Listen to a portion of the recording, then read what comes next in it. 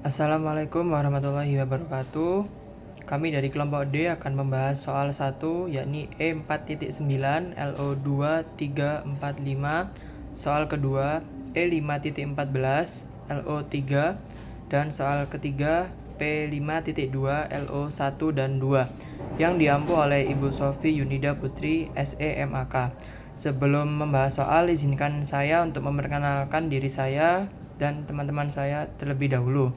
Saya Akmal Rizka Dipramana dengan NPM akhir 382, dan teman saya Rizka Ananda dengan NPM akhir 090, Lewi Agresis Manik dengan NPM akhir 107, Amai Putrianti dengan NPM akhir 103, dan Nadia Alkifetia dengan NPM akhir 329.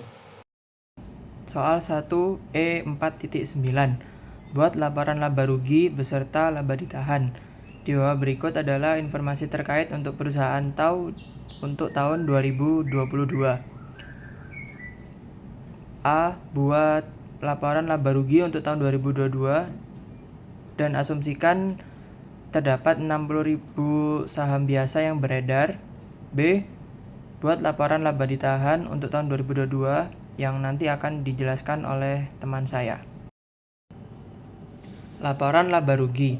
Net sales 1.200.000 dikurangi dengan cost of goods sold 780.000 ketemu gross profit 420.000. Kemudian operating expense. Selling expense 65.000 ditambah dengan administrative expense 48.000 ditambah dengan write off inventory yakni 80.000 ketemu total operating expense 193.000. Kemudian operating income yakni gross profit 420.000 dikurangi dengan total operating expense 193.000 yakni 227.000. Kemudian other revenue and expense. Dividend revenue 20.000 ditambah dengan interest revenue 7.000. Jadi total other revenue 27.000. Kemudian interest expense 50.000. Jadi total other revenue and expense 23.000. Income before tax yakni operating income 227.000 dikurangi dengan total other revenue and expense 23.000 yakni 204.000. Income tax 34% yakni 69.360. Jadi net income yakni income before tax 204.000 dikurangi dengan income tax 69.360 adalah 134.640. Dan untuk per lembar sahamnya yakni 2,24. Baik, di sini saya akan menjelaskan mengenai statement of retained earnings for the year ended Desember 31, 2022. Yang pertama yaitu retained earnings Januari tanggal 1, 2022 senilai $980.000 Hong Kong. Prior period adjustment omitted depreciation 40.000 dikali 66% yaitu senilai $26.400 Hong Kong. Adjustment beginning balance yaitu senilai $953.600.000 Hong Kong. Net income-nya yaitu 134.640. Totalnya yaitu $1.088.240 Hong Kong. Cash dividend declared yaitu senilai minus $45.000 Hong Kong. Jadi retained earnings-nya yaitu senilai $1.043.240 Hong Kong. Selanjutnya, soal kedua yaitu E5.14 LO3, penyusunan laporan arus kas, laporan posisi keuangan komparatif lapis ins pada awal dan akhir tahun 2022 tampak sebagai berikut. Jadi bisa kita lihat di tabel. Nah, jadi laba bersih itu sebesar 34.000 dilaporkan dan dividen sebesar 13.000 dibayarkan pada tahun 2022. Peralatan baru dibeli dan tidak ada yang dijual. Instruksinya yaitu siapkan laporan arus kas untuk tahun 2022. Untuk laporan arus kasnya akan dijelaskan oleh rekan saya. Di sini saya akan menjelaskan soal kedua E5.14 L03. Di situ soalnya disuruh membuat tentang statement of cash flow atau arus kas pada perusahaan Lopez Incorporated. Jadi untuk arus kas sendiri itu kan ada 3 jenis kas Yang pertama itu ada operating, finansial, sama investing. Nah, yang pertama adalah operating activity, yang termasuk itu yang pertama itu ada net income yaitu 34.000. Yang kedua itu ada depresiasi peralatan 6.000, dan juga account payable itu termasuk operating itu sebesar 5.000, dan juga account receivable itu merupakan piutang perusahaan, yang artinya perusahaan itu memberi utang, mengeluarkan uang, jadi harus dikurangi sebesar 3.000. Jadi totalnya itu adalah 42.000 untuk operating activity. Lalu yang kedua itu ada investing activity. Ini hanya ada purchase equipment, yaitu pembeli peralatan sebesar 17.000. Di sini membeli berarti kita kan mengeluarkan kas, jadi itu dikurangi sebesar 17.000. Lalu yang ketiga ada financing activity, yang termasuk ini ada insurance of share capital sama dividend paid. Nah, insurance of share capital itu ada 20.000, dan dividend paid itu ada 13.000. Dan di dividend paid itu kita membayar, artinya 20.000 dikurangi 13.000 jadi 7.000. Nah, jadi dari operating activity sebesar 42.000, investing sebesar 17.000, dan financing sebesar 7.000, itu semua ditambah. Namun untuk investing tadi kan dia dikurangi, jadi 42 dikurangi 17 dan ditambah 7.000. Nah, jadi untuk totalnya itu ada 32.000, dan itu merupakan net increase in cash. Namun net increase in cash, dan sebelum itu bukan hasil akhir, namun kita harus menambah dengan cash at beginning of year, yaitu tahun sebelumnya sebesar 13.000.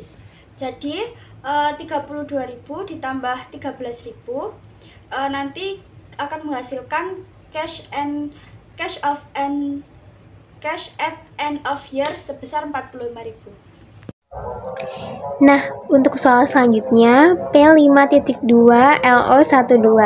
Di bawah ini disajikan beberapa akun laporan posisi keuangan milik Montoya SA untuk tahun berjalan 2022. Instruksi soal ini adalah buat laporan posisi keuangan yang diklasifikasikan dengan format yang baik, modal saham jasa yang diotorisasi sebanyak 400 lembar saham, dan saham preferen yang diotorisasi sebanyak 20.000 lembar saham. Anggap wesel tagih dan wesel bayar merupakan jangka pendek kecuali jika dinyatakan sebaliknya. Biaya perolehan dan nilai wajar surat berharga yang diperdagangkan dianggap sama. Nah, selanjutnya saya akan menjawab pada soal P5.2, yaitu kita kan disuruh membuat laporan posisi keuangan. Di sini saya akan menjelaskan di bagian aset.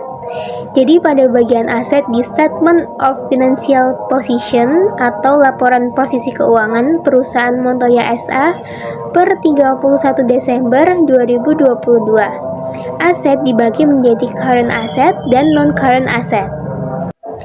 Nah, pada current asset, akun pertama adalah cash sebesar 360.000 euro.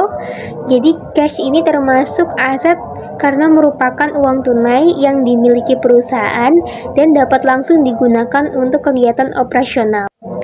Selanjutnya terdapat notes receivable sebesar 445.700 euro. Jadi notes receivable ini termasuk aset karena merupakan piutang perusahaan dalam bentuk wesel yang akan diterima pembayarannya di masa yang akan mendatang.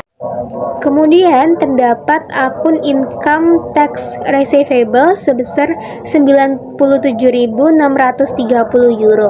Jadi akun ini tuh termasuk aset karena menunjukkan pajak yang telah dibayar lebih oleh perusahaan, sehingga perusahaan itu berhak menerima pengembalian atau kompensasi di periode berikutnya. Lalu prepaid expense sebesar 87.920 euro. Akun ini termasuk aset karena itu perusahaan sudah membayar biaya terlebih dahulu, tetapi manfaatnya akan diterima pada periode yang akan datang. Lalu inventory sebesar 239.800 euro. Inventory ini termasuk aset karena merupakan persediaan barang yang dimiliki perusahaan untuk dijual dalam kegiatan usaha. Dan yang terakhir ada trading securities sebesar 121.000. Akun ini termasuk aset karena merupakan investasi jangka pendek yang dimiliki perusahaan dan dapat dijual kembali pada waktu yang relatif singkat. Nah, setelah itu seluruh akun pada current asset dijumlahkan, diperoleh total current asset sebesar 1.352.50 euro. Nah, tadi kan saya sudah menjelaskan tentang current asset. Ada juga non-current asset. Jadi, akun pertama itu adalah land sebesar 480.000. Jadi, land ini termasuk aset karena dia merupakan tanah yang dimiliki perusahaan dan digunakan untuk kegiatan usaha dalam jangka panjang. Selanjutnya ada buildings atau bangunan sebesar 1.640.000 euro yang merupakan bangunan yang digunakan perusahaan untuk operasional. Nah, setelah itu ada accumulated depreciation building sebesar 270.200 euro. Jadi akun ini tuh tetap ditempatkan pada bagian aset karena berkaitan langsung dengan bangunan, tetapi berfungsi sebagai pengurang yang menunjukkan total penyusutan bangunan selama masa penggunaannya. Berikutnya ada akun equipment atau peralatan sebesar 1.470.000 euro. Jadi ini termasuk aset karena peralatan yang digunakan perusahaan itu untuk menjalankan kegiatan operasionalnya sehari-hari. Lalu terdapat juga akun accumulated depreciation equipment, akumulasi depresiasi peralatan sebesar 292.000 euro yang menunjukkan total penyusutan peralatan yang telah terjadi. Nah, yang terakhir ada goodwill sebesar 125.000 euro. Jadi goodwill ini termasuk aset karena ia merupakan aset tidak berwujud yang mencerminkan nilai lebih perusahaan seperti reputasi perusahaan atau hubungan baik dengan pelanggan. Setelah seluruh akun pada non-current asset itu diperhitungkan dan dijumlahkan, lalu dikurangi dengan akumulasi yang terjadi tadi, diperoleh total non-current asset itu sebesar 3.152.800.000 euro. Nah, kemudian total current asset kan sebesar 1.352.50 euro. Nah, itu dijumlahkan dengan total non-current asset sebesar 3.152.800.000 euro sehingga diperoleh total aset perusahaan sebesar 4.504.850 euro. Untuk yang liabilitas dan equity akan dilanjutkan oleh rekan saya. Selanjutnya yaitu liabilitas and stakeholder equity. Current liability yang pertama payroll tax payable sebesar 177.591 euro. Yang kedua, notes payable sebesar 265.000 euro. Yang ketiga, account payable sebesar 490.000 euro. Yang keempat, rent payable sebesar 45.000 euro. Yang kelima, income tax payable sebesar 98.362 euro. Total current liability sebesar 1.075.953.000 euro. Selanjutnya, long term liability. Yang pertama, bonds payable sebesar 285.000 euro. Yang kedua, long term rental obligation sebesar 480.000 euro. Yang ketiga, unsecured notes payable sebesar 1.600.000 euro. Jadi total long term liability-nya sebesar 2.365.000 euro. Total liabilitas sebesar 3.440.953.000 euro. Selanjutnya equity. Yang pertama, share capital ordinary sebesar 200.000 euro. Yang kedua, share capital preferensi sebesar 150.000 euro. Yang ketiga, retained earnings sebesar 713.897.000 euro. Jadi total equity-nya itu sebesar 1.063.897.000 euro. Nah, jadi liabilitas ditambah ekuitasnya sebesar 4.504.850.000 euro.